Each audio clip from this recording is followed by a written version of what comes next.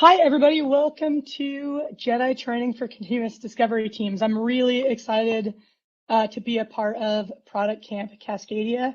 I love seeing all three communities coming together. I wish we could do it in person, but I fully appreciate that here we are today. Okay, so for those of you that don't know me, I've been at several ProductCamp Portland, so I know I've met some of you. But for the rest of you, I work as a product discovery coach.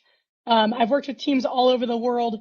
I like to share this simply because I'm going to talk a little bit about continuous discovery today, and I want to let you know that the practices that I'm going to talk about have been honed and developed working with teams all over the world. So this is not just, hey, here's Teresa's view of continuous discovery, but it's really the result of co-creating with teams all over the world and really trying to find how do we get to structured and sustainable methods for continuous discovery. Now, here's what I'm going to share today. I'm going to take a little bit of a risk today. So normally I just talk about continuous discovery. It's a topic that I feel like I know well, and I have talked about it probably 100 times, maybe more. Today I'm going to take a different bent. So as a Portland resident, as someone who lives in the Pacific Northwest, I feel like we just went through a really tough year, not just with the global pandemic, but with all the Black Lives Matter protests, especially I know throughout the Pacific Northwest, we're seeing a rise in our homeless population, and that just sort of these social justice issues that have come up day after day after day. And I know that when I hear about these stories, like my reaction as a problem solver and as a product manager is I want to contribute to my communities and I want to help solve these problems. And frankly, I have no idea how, right? Like it's very overwhelming. We read the news and we just don't know what to do next. So today I'm actually going to be talking about JEDI training, and some of you might have thought that I meant this type of JEDI training. And I'm actually going to reset your concept for this word, because today we're actually going to be talking about justice, equity, diversity, and inclusion, and what we can be doing as product teams to really integrate our practices so that we are contributing to a more just, more equitable, more diverse, and more inclusive world. And here's what I'm going to tell you. I am not an expert in this topic. I am just starting my journey on what does it look like to change our practices to create the types of communities that we want to live in. So I don't have answers for you today. What I do have for you today is I want to share how I'm thinking about this. I'm going to connect it to my continuous discovery framework, and I'm going to have a lot of questions for you to start thinking about, to think about how do we be active agents in our communities in creating the types of worlds that we want to live in. And I'm going to ask you to also be part of the conversation. I'm going to pause several times to take your questions and to take your thoughts and your comments. So please feel free to use chat. I have Mike here from ProductCamp Portland helping me out, and so he'll help highlight comments and questions to the best that he can. So just know that I felt like the Pacific Northwest was a safe place to reach a little bit. And so I'm going to be reaching in this talk and just share with you my thoughts on this topic. And then hopefully we will have something to build from. Okay, so here's what I'm going to tell you. I don't know how to solve homelessness. I don't know how to solve the issues we see with Black Lives Matter. I don't know how to solve what's happening in downtown Portland right now. I know Seattle has gone through similar things. I know our friends in Vancouver are experiencing some of the same challenges. So here's what I want to tell you. I am a strong believer in starting with what's within our control. So as product people, we have a lot that's within our control in terms of how we can contribute to a just, equitable, diverse, and inclusive world. And I want to share some examples that might bum you out, but then we're going to talk about how do we fix this. Okay, so first of all, this one's been a big one for me because we're living through a global pandemic that involves a respiratory illness. And I recently learned that pulse oximeters don't work very well if you're not white. So the device that we're using to measure the oxygen level in your blood, which by the way is a pretty critical health factor if you have COVID, works really well for one part of the population and not very well for other parts of the population. Why does this happen? Like, why are we creating products like this? right? Now, you may not work in healthcare, you may not work on medical devices. I guarantee you, no matter what your product is, every product we know as product people, we can't design for everybody, right? So the key today that we're going to dive into is how do we be deliberate about who we're designing for and make those decisions in a more inclusive, more just, more equitable way. Okay, I'm not going to just pick on pulse oximeters because we actually see this across the board. So Facebook has been beat up this year, right? Because they've been challenged around how are they contributing to the spread of misinformation around the world. We're also seeing the rise of hate groups on Facebook, and not just Facebook, right? Twitter is facing similar challenges. I forget what the social network that was started and quickly lost their hosting is called. We're seeing this all over. Digital products are contributing to the challenges we see in our communities. One that really ruffles my feathers is our voice assistants and why they all have female names. And a lot of these companies have defended themselves by saying, you know, the reason why we have female names is because our research, so our discovery, shows that people prefer female names. Okay, there's a lot of challenges with this. So first of all, the reason why they say they prefer female names is because we associate caring with females. Okay, that might be true. By the way, that's a bias, right? So it's a bias that our society has cultivated. And here's the deal. When most of us think about caring women, we visualize something like this, right? We don't visualize something like this on the right. Now, you may not know who this is. If you're not a Halo player, this is Cortana. She's a character from the video game Halo. You might also know that Microsoft's voice assistant is called Cortana. So Microsoft named their voice assistant after a scantily clad character in a video game. This is not just about we name our voice assistants because we think women are caring. There's a lot more going on here, right? So we see this across the industry. What's happening is that we do research by talking to our customers. Our customers have implicit biases, and we're building those biases into our products. So what's happening is as we develop products, if we're building them based on talking to the people that are in the majorities, talking about people that are that have the power in our community, when we do our research with those folks, we're actually replicating those biases, those hierarchies, and those social inequalities into the products that we build. And I don't care what type of product you work on, these biases are getting replicated in your product, right? And most of us, here's what I'm going to say, the vast majority of people that I meet in the tech industry, we have good intent. The challenge is intent is not enough. We have to look at what's the impact of that we're having on the world based on the products that we're having. So if this is already making you a little bit uncomfortable, what I want to tell everybody is I'm going to assume that all product teams on all products, including the engineers or product managers or designers at Microsoft who chose to name their voice assistant Cortana, that everybody has good intent. What's happening is the implications of those decisions are reinforcing the biases and inequities that we see in society. So the question is, how do we avoid this? How do we create products that contribute to a more just, more equitable, more diverse, and more inclusive world? And like I said, I don't know all the answers. I'm just starting to explore this area, but I want to share my thinking with you and help you, hopefully inspire you to start thinking about this as well.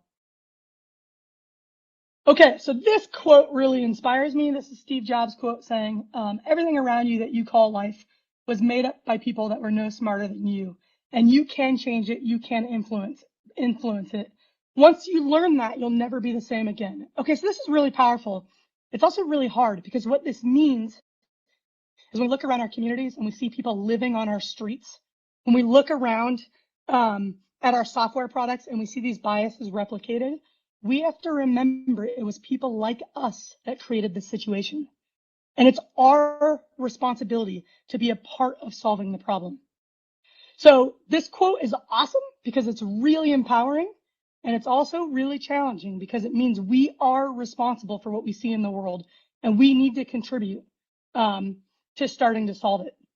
Now, I read a book recently that really gave me a lot of language for how to think about this.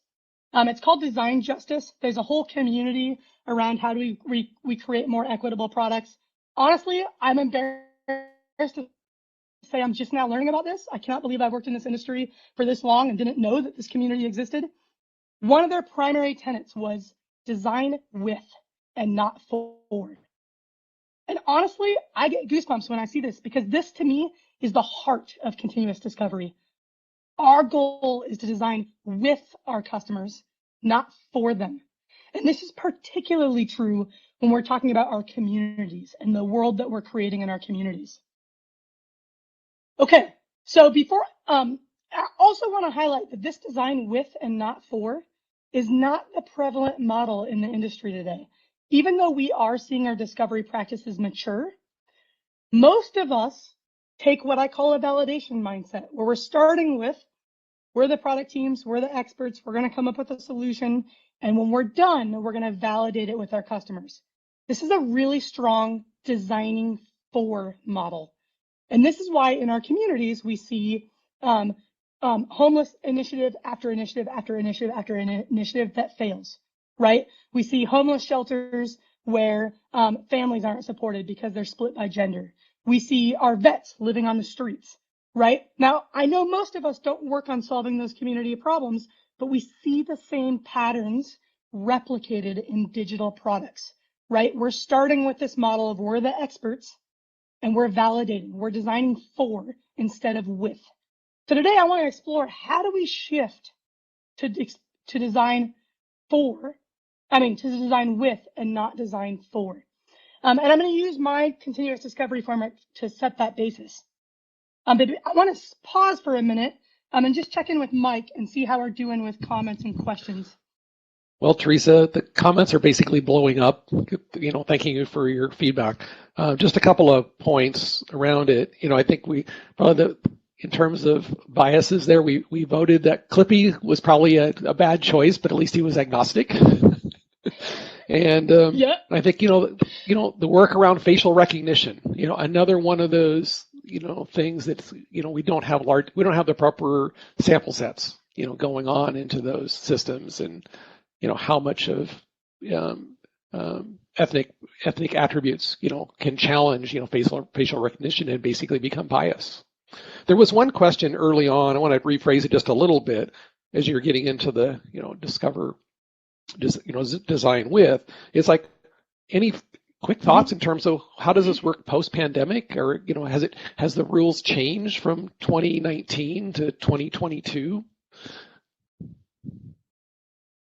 Yeah, I get this question a lot. And as we talk through, here's what I'm going to do for the rest of the talk. I'm going to take my continuous discovery framework and I'm going to look at how do we make more equitable decisions and be more inclusive as we adopt those practices. And as we explore that, I'll touch on what do I think has changed given that the whole world changed in 2020. So let's come back to that because I feel like it's a big question that we'll infuse throughout the talk. Yeah. And everybody, I can already see, it's hard for me to give the talk and watch the chat, but I can see that you guys are super engaged and I'm loving it. So please keep that up. One of my favorite things about ProductCamp is that they're community events where we just get to have a conversation. It's a little hard to do that on a digital platform, but you're doing an awesome job. So please keep doing that. Okay. I am going to touch on my continuous discovery framework briefly, and then we're going to use this to talk about how do we integrate more just practices throughout. So what I teach teams is, there's a lot on this slide, so I'm going to just walk you through it really quickly. I teach teams, start with an outcome. So start by negotiating an outcome with your leader. Then go out and talk to your customers on a regular basis. And the goal in interviewing your customers is to start to uncover customer needs, customer pain points, customer desires. That's the opportunity space. So we're going to map out the opportunity space. We're going to choose a target opportunity. We're going to start exploring solutions. And the way that we're going to evaluate our solutions is to test assumptions. So if you're new to this framework, the key things that we're going to focus on today are setting outcomes, interviewing customers, and testing our assumptions. And we're going to look at how do we integrate more just practices into those methods. So I'm going to start with setting outcomes. And this one is where I might ruffle some feathers because it's hard to talk about setting business outcomes without questioning some of the really basic assumptions in our world around capitalism. And I'm going to try very hard to walk the line of you're being paid by your company and you need to create value for the business, but we also need to have a responsibility to our communities. And so I'm going to do my best, but I want you to push back and I want you to ask your questions. And I want to keep having this conversation, whether it's today or on Twitter, or even when we run into each other in person someday. Okay, so when I talk about defining outcomes, the advice that I typically give is this should be a two-way negotiation between your product leader and the product trio. So by the product leader, I mean your VP of product, your chief product officer, the person who has the across the business view of what the business needs. And then by product trio, I mean the product manager, the designer, and the engineer. Why is this a two-way negotiation? Your leader is communicating the business priorities, right? So your leader is communicating for this quarter, this is how you can create the most value for the business. The team is communicating how much they can deliver by when. And when I say how much they can deliver, I'm not talking about outputs. I'm saying how much they can move that metric. So I've been teaching this model for a long time. When I started to think about what's not just about this model, I started to realize that we're asking the wrong questions. So what I want to encourage teams in these negotiations is to just start asking better questions. And so let's talk about what that might be. So first of all, most businesses are hyper focused on growth and growth at all costs. And so what happens when we focus on growth? We tend to focus on the majority. The growth comes from the majority, right? So when we talk about increasing engagement, we're talking about engaging as many of our customers as possible. We're maximizing. So here's the question I want you to start thinking about when your company is asking you to maximize an outcome. Who's being left out, right? If we're maximizing for a majority, who are the minorities that we're not creating results for, that we're not creating value for? And how do we start to think about these trade-offs between maximizing and satisficing? And can we maybe satisfy the majority so that we can spend a little bit of time creating more value for those minorities and to lead to more equitable outcomes? Now, here's where this is hard, right? Businesses are obsessed with growth because that's what our business culture requires. That's what our shareholders require. And so we have to deliver growth, right? But I'm going to argue we can deliver growth while also taking care of the minority. And here's where this shows up. If you work at an enterprise company, if you work at a business-to-business company, my guess is your company is obsessed with selling to large enterprises. If we're all creating tools for large enterprises, who's creating tools for the mom and pop businesses? And if we're not creating tools for the mom and pop businesses, what's happening to our communities? Do we want to live in a world where the only place to shop is Target? I don't, or Canadian Tire for my Vancouver friends. Like, I don't, right? I want to live in a world where somebody can open a store and it succeeds and they have resources and tools available to them to run their businesses. Now, you may not have the ability to convince your company that you shouldn't just focus on enterprise clients. And you probably need to focus on enterprise clients because that's what's going to pay the bills. But can we satisfy so we can at least create a little bit of value for our small business owners, right? The same thing shows up in the consumer world. We are hyper focused on engaging people and creating really engaging products. Okay, that's true. We need to engage our customers so that we can have people reusing our products over and over again, but we're creeping into addictive products. And so we need to start asking questions like, if our product's addictive, who does that harm? A product being addictive doesn't harm the majority as much as it harms the minority, right? The majority has way more discretionary time, way more time to binge watch 17 shows on Netflix, right? Whereas our folks in the minority are probably working multiple jobs and creating addictive products for them are more costly. So again, I don't know the answers because your business is going to ask you to drive engagement and it's going to ask you to build products for enterprise customers, but we can start asking these questions. The other thing that we can do is we can start thinking about counterweights. So maybe you need to maximize engagement with the majority, but can you set a health metric that measures the impact on the minorities, right? So we're keeping things more in balance. Now, I'm talking about majorities and minorities. I want to talk a little bit about what do I mean by that. It's easy to think about just race and gender, but I want to highlight it's not just race and gender. It's race, it's gender, it's ageism, it's ableism. It's all the different ways that we compartmentalize and put people in boxes. So I want you to be thinking about who are the people that we are serving, who are we not serving? How do we be more inclusive in those decisions? And setting an outcome, when we choose an outcome, we're defining the scope of who we're going to serve. So how might we be more inclusive in the selection of our outcome? How do we think about who's benefiting when we maximize this outcome and who's being left out? Okay, I'm going to pause there. Mike, you want to check in on comments and questions? Sure. So one comment I want to make is just for my U.S. friends. Canadian Tire is not just about tires, by the way. So I think we have a lot of love for Canadian Tires out there. Question here. I bought hockey gear at Canadian Tire, so I love it. Okay, so question for Cool. How can we make sure that this JEDI won't go rogue, as time and money will be significant constraints? How to weigh in the biased inputs from your clients or lead users when you have a niche product category? Pretty broad question, Teresa. I don't know if you want to pop that on your screen as well, just to try to slice a couple of thoughts on that. Yeah, so we're going to get into, especially when we start talking about interviewing, how to be more inclusive in your interviewing. Here's what I'm going to tell you. Like, it's really, you're going to walk away with, my goal for today is for you to walk away with some new things to think about, some new questions to ask. It's still going to feel overwhelming, right? There's a lot here. I'm overwhelmed by this topic because it's heartbreaking to me that we're creating products like pulse oximeters that are critical, right? And we're failing people. Okay, so you're going to feel a little bit overwhelmed. Here's what I want to encourage you to do. Take a continuous improvement mindset to this, right? So tomorrow, you don't have to redo your whole outcome. You don't have to disrupt all of your methods.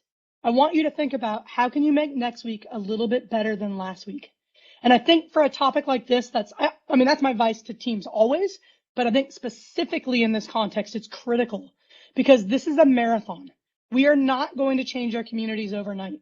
So we need to look for what are the small iterative things we can start to develop and integrate into our practices to contribute to a more just world and not get so overwhelmed that we're paralyzed or try to disrupt everything that it becomes the next flavor of the week and then we forget about it, right? So start small. And my goal today is to give you some questions to ask, right? So with outcomes, you can start to ask, where do we need to maximize? Where do we need to satisfy?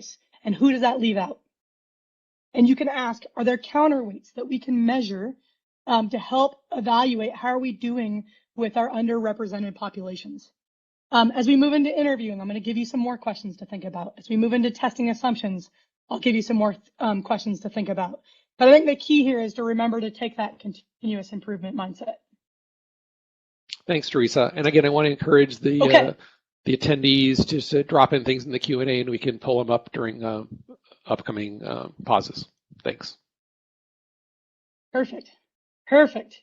Okay, so let's talk about interviewing, because to me, interviewing is the keystone habit for discovery. Teams that talk to customers on a regular basis start to adopt all of the other good habits related to discovery. Our goal in interviewing is to uncover unmet needs, unmet pain points, unmet desires. And I'm a big advocate for we need to interview on a regular basis. Product teams are making decisions every day. We want to infuse as many of those decisions with customer feedback as possible. So I encourage teams to interview every week. Now, what happens when we interview every week is we start to shift from that validation mindset I talked about to more of a co-creation mindset.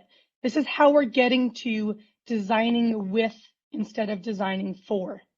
Now, the internet industry has a really strong ethos of not building what our customers are asking for, right? You've probably heard of that Henry Ford quote of if I asked my customers what they wanted, they would have asked for a faster horse, or a Steve Jobs who said customers don't know what we want until we show it to them. There's a lot of hubris in these quotes. It is true that technology teams know more about what's possible with technology, but we don't know more about what our customers need. Our customers know their context and their needs. And it's really, we actually need to have a lot more humility around this as a tech industry to get to this designing with mindset rather than a designing for mindset. So I want to talk about how we can do that. So to me, it starts with when we're interviewing our customers, these are the inputs for what problems are we going to solve. And I think we need to start asking, who are we including? So this is a hard one for me because when I'm teaching teams how to interview every week, I tell them, I want you to talk to whatever customer you can talk to, because talking to any customer is more valuable than talking to no customers. But I want you to take a continuous improvement mindset. And with time, I want you interviewing for variation. That's what leads to good qualitative research.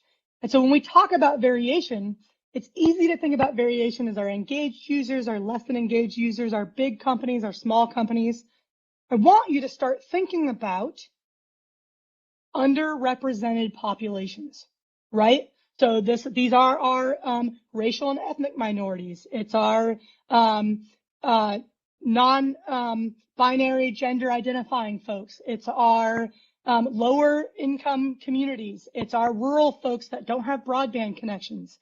It's our older folks who can't read small print, right? Are we including those folks in our interviews? And they might be hard to reach, right? In fact, a lot of the tactics I teach are recruit people who are using your product. The challenge with that is who's being left out and how are you talking to them? So like I said, I don't have all the answers, but we need to be asking these questions. We need to find ways to talk to the people that are not being served by our products today so we can start to be more inclusive. And there's a lot of literature. Like what's been great about this past year is it's elevating voices. I've learned so much about this topic. Again, and I'm just starting my journey, right? So it's, okay, great. Maybe you're talking to a diverse set from a customer size standpoint. Can you start to consider race and ethnicity and gender and age in there? That's hard. It's already hard to recruit any customers. But how do we make next week better than last week?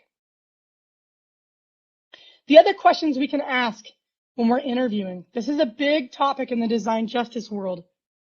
We're extracting value from our customers when we interview them. When we learn about their needs and their pain points, these are the insights that create value for our business. How are we compensating them for that value?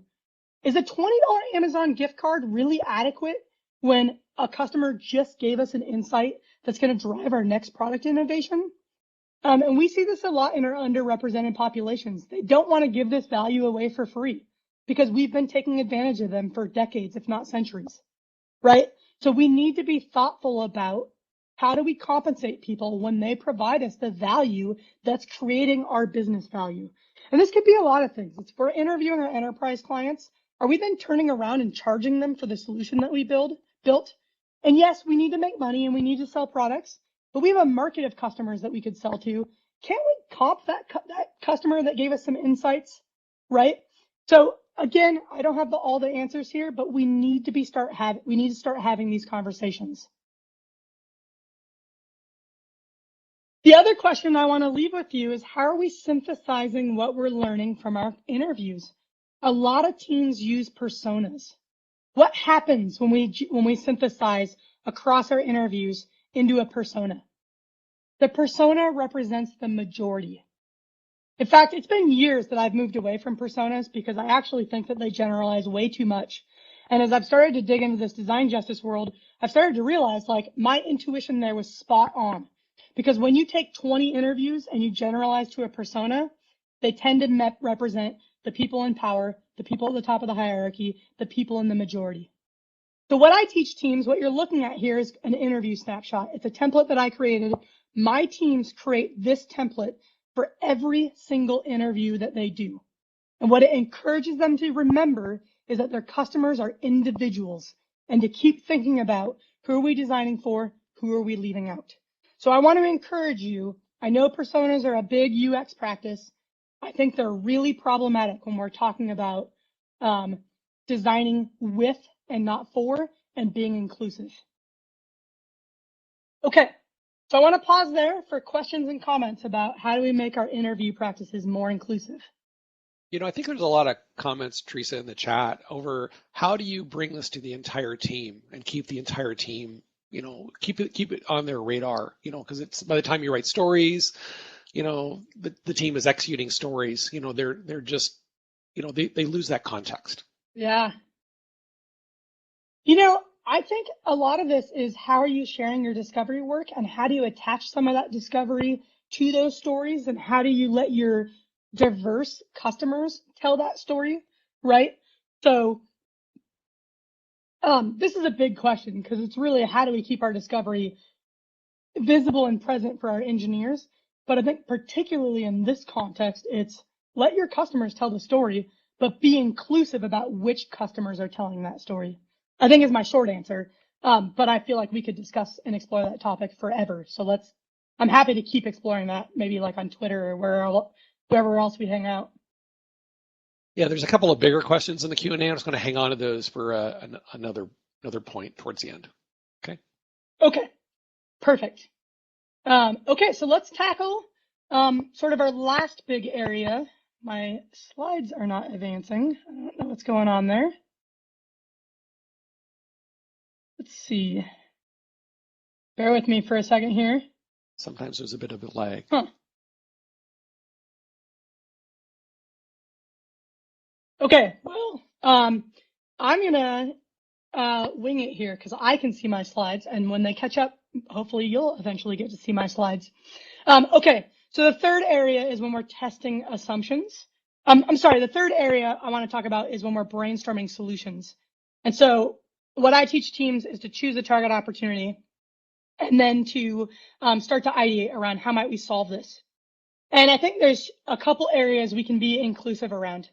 So one is who on our team are we including, right? So we talk about cross-functional trios and having diversity in the functions that are represented. And are you inviting your product marketer when you're doing discovery around go-to-market strategies? And are you inviting your data analysts when you're doing discovery around your data model? So I think all of that inclusivity is really relevant and important, and we need to have those conversations. But I think we need to add another layer, right? Is the team that's making this decision all white males, which we see a lot of in the tech industry? How do we bring in a little bit more diversity, especially when generating solutions? Can we invite our customers to be part of that ideation? Can we invite diverse customers to be part of that conversation? And the inclusivity piece is only one half of the equation, because you can have a diverse set of people in the room, and the other half of the equation is who are we listening to? And we see this a lot, where you might have a diverse group of people in the room, but the people we're listening to are the people in power, the people in the majority, the people that, and we see this a lot where, again, I don't think most people intend to do this, right? We're replicating what we've learned in our society, but we see things like an underrepresented person suggests an idea, we move past it, someone in the majority repeats the idea and we glom onto it, right? So some of this is also being aware of our own internal group dynamics and what impact that's having on which ideas we consider and which ideas we choose to pursue. So I think from a generating ideas standpoint, it's really about not just inclusivity, but also who are we listening to? How are we making those decisions? Is it equitable? Okay, I'm going to see if I can get my slides to work, but Mike, do you want, if there are questions or things coming up Sure, on that? there's a great comment from Claire and about agree with product managers have a lot of power to influence what companies build and how do we build it from the industry. This is more of an open-ended question. Outwardly, what are the particular strengths developed as product managers that you can think that we can apply to when we're volunteering in our communities, nonprofits, and well-doing organizations? Being product managers. I love this question. I love this question. I think about this a lot. For those of you in Portland, you probably share this. Portland is going through a really tough time right now, and it's heartbreaking. I live about 2 blocks away from the Red House, and I literally we literally had people walking around with guns in our neighborhood. We see rampant homelessness all along the I-5 corridor. It's heartbreaking, right? And it's really hard to not want to be a part of the solution.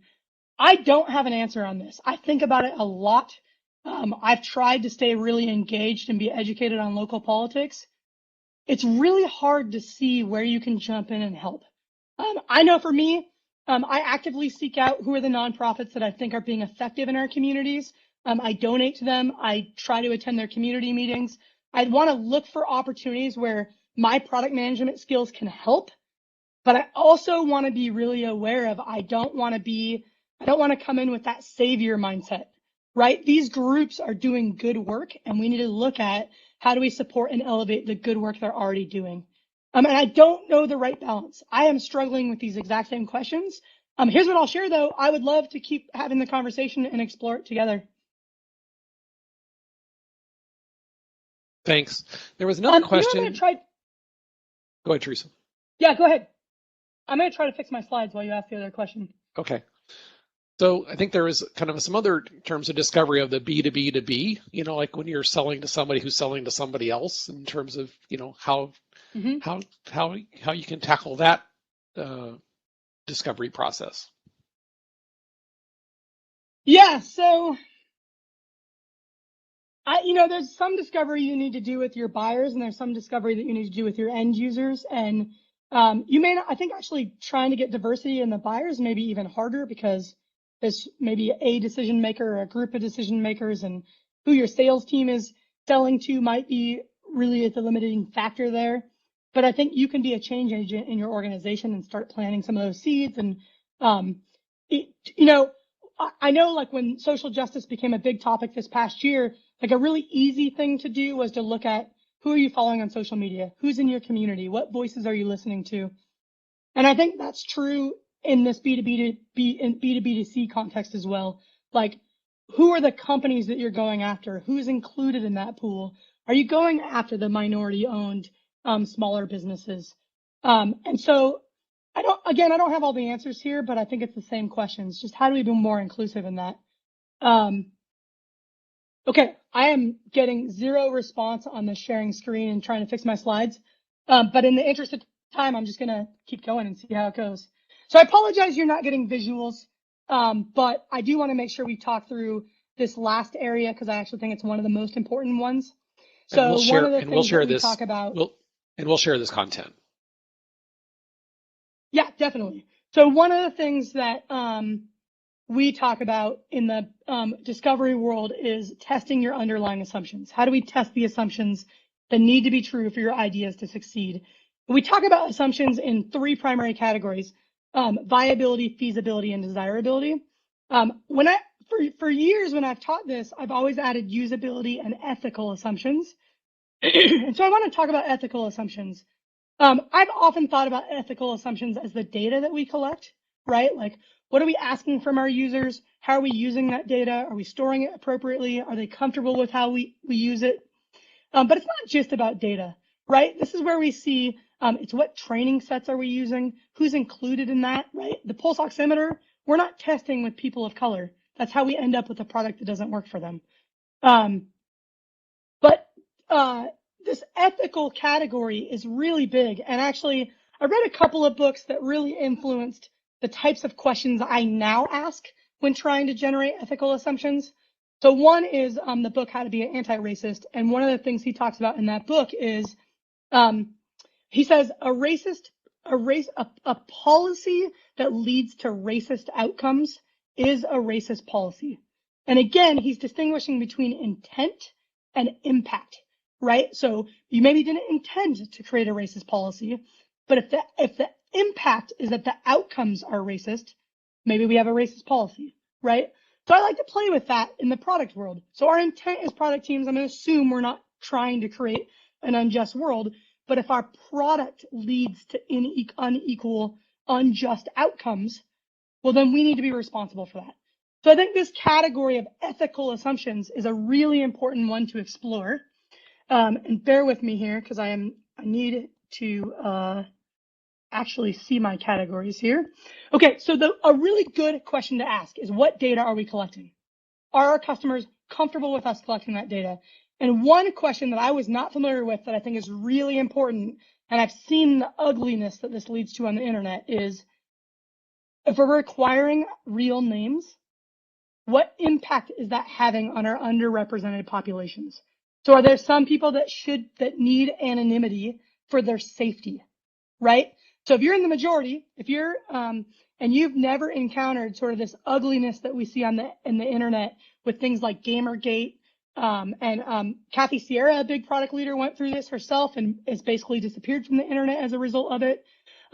What decisions are we, and if you're not familiar with these references, I highly recommend you dig in a little bit, and really just how are we taking care of our underrepresented populations? So that's one thing, those assumptions. Are we assuming that it's safe for people to share their names? Are we assuming it's safe for them to give us the data that they're giving us? What are we assuming about our customer? Are we assuming they're like us, and are they different from us in ways that we need to consider? Another question we need to ask is, who are we testing with? So a lot of our testing methods, A/B testing, we're looking across our population, and we're saying as long as it works for most people, we're calling it a winner. What if it works for most white people and doesn't work for any Black people? Should we call that a winner? Right? And so how do we get more sophisticated in our testing methods to really evaluate, is this working for everybody? And how do we be intentional about how we make those trade-offs? And then finally, I think we really need to dig deeper, who's it working for, who's it not working for? And there's a lot of areas. It's who are we testing with, what training sets are we using? Again, not just who are we including, who are we listening to? And this is, again, like I said, I have more questions than answers for you, but I think it's really critical to start asking these questions. And I think what this leads to is, if we can make next week look better than last week, human beings we overestimate how much we can do in the short run, like in the next week, next month, next year, and we underestimate how much impact we can have in the long run. So over the course of the year, over the course of the decade. And I think if all of us start asking more of these questions, we're going to find that we're going to actually remove this terrible reputation we have as a tech industry and just start chipping away at how can we create products that lead to a more just and equitable world. I do want to mention that if you're interested in learning more about this continuous discovery model, I feel a little bit gross shilling my upcoming book in a talk about justice, equity, diversity, and inclusion, but I'm going to do it. I have a book coming out this year. It's called Continuous Discovery Habits. We're expecting a late spring, early summer release. If you want to learn more about that or just get more content on continuous discovery, I blog at producttalk.org, and I will be posting a summary of this talk, including all of the slides. So since you didn't get to see the last few slides, that will be available, and you'll get a list of sort of all these questions I'm suggesting you keep in mind. Okay, we have a few minutes left, and I would love to hear comments and answer some of these bigger questions. Hey, Teresa, there was a comment or a question from Taylor in the Q&A section. I think it's kind of an interesting perspective in terms of what if you don't want customers to fit specific profiles. I don't know if you just want to just reference that yourself in the Q&A part. If you don't want customers that fit specific profiles. Yeah, too costly to acquire. Yeah. Oh, yes. Okay. Yeah. So here's the thing. We already know as product people that we can't make a product that will serve everybody, right? We know that's like one of the truths of our industry is that if you try to make a product that serves everybody, it doesn't actually serve anybody very well. Okay. So today we're making implicit decisions about who we're going to serve. And a lot of those implicit decisions are being driven by our biases in our society, the hierarchies in our society, and who has power in the society. What I want us to start questioning is how do we make those decisions explicit and start to examine them and just understand the consequences of serving some people over other people, right? You're still going to have to decide we need to serve this population and not this population. But I want you making those decisions with a little more awareness around, am I contributing to a more just, more equitable, more diverse, more inclusive world? So it's not that you're going to build products that serve everybody. That's impossible. It's that how do we create a little more equity when we're making those decisions? Hey, thanks, Teresa. Emily had an interesting point in chat about, diverse people in the room. We need to start becoming more comfortable with different types of different types of discussion so that minorities we're including don't feel like they need to bend over backwards to make sure we're speaking in a tone, cadence, and context that makes their white counterparts feel comfortable. So I think that's kind of again some different perspectives that we have to adopt individually and become comfortable with that. Yeah, so this is a little bit of that, not just who are we including, but who are we listening to? And we see this a lot. Like I think as an industry, we're starting to have good public narratives around the gender divide here, right? So are we asking women to act like men to be successful in business? Or are we changing our business culture to be more inclusive of men and women? And we see this especially not just with race and gender, but also the intersectionality of those things. So that's a big word that comes up a lot in the sort of social justice literature. Really all it's representing is, okay, you're including women. Okay, you're including Black people. Are you including Black women? Right? And so for our people in our populations that actually cross multiple underrepresented communities, they see even worse outcomes. And so, again, we can't fix this overnight. So I'm not telling you got to interview people that cross every possible sub minority, but it's just how do we be aware that this exists in our communities and how do we chip away at contributing to a more just world? Susan had an interesting quote around this. Diversity is a fact, inclusion is a practice, equity is a goal. Mm-hmm. Yeah, I love that. I love that. So sorry, let me hop over to the Q&A thread just for a second. Sure. So Yuting wrote a question there about the pushback for qualitative research has been that's not representative or that sample size is too small or they represent only a small percent.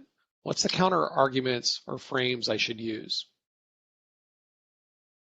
Against small, yeah, so I get this a lot, and I'm gonna tackle this in the book because I think it's actually really important that we start to understand the role of qualitative versus quantitative research. So if you do large-scale quantitative research to test every assumption that you have, you will never ship a product, right? We're not scientists. We don't have in science, it takes a decade to learn anything, right? We have hundreds of scientists that are replicating each other's work. About every 10 years, someone does a meta-analysis of all of the studies, and we start to draw conclusions about what we're learning from sets of experiments. We are not scientists. We are product people. We need to ship value to our customers in a way that creates value for our business. And one of the fastest, easiest ways to test our assumptions is to get qualitative feedback. Will there be false positives and false negatives in our qualitative feedback? Yes. Do we need to manage that? Yes. But the way that we're going to do that is by starting small and iterating our way to more and more confidence in our solutions. How we do that is a little bit too big of a topic, given that we have only a couple minutes left. But I will be, that will be covered in the book, and I will definitely be blogging more about this because I think it's a really important topic.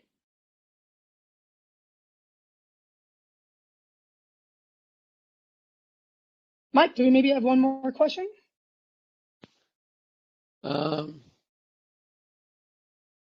So MJ, Teresa, could you talk about an example of a time that you made the maximize versus satisfy outcomes trade-off explicit? Yeah, actually, I've been going through this in my own business. So I actually blogged about this at the beginning of the year. So most consultants work with large enterprises, right? Because that's where the money is.